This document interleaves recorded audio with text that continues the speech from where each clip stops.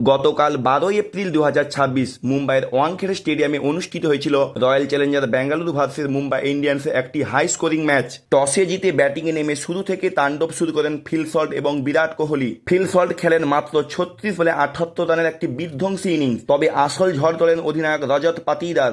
মাত্র 20 বলে 53 রানে ক্যামিওতে স্কোর বোর্ড পৌঁছে যায় 240 রানে। 241 রান তাড়া করতে নেমে বড় ধাক্কা খায় মুম্বাই। খেলার মাঝেই রিটায়ার হার্ড হয়ে মাঠ ছাড়েন রোহিত শর্মা। মিডিল অর্ডারে সুয়াস শর্মার জোড়া উইকেটে চাপে পড়ে যায় মুম্বাই ইন্ডিয়ান্স। সূর্যকুমার ও হার্দিক পান্ডিয়া চেষ্টা করলেও রান রেটের সাথে পাল্লা দিতে পারেনি।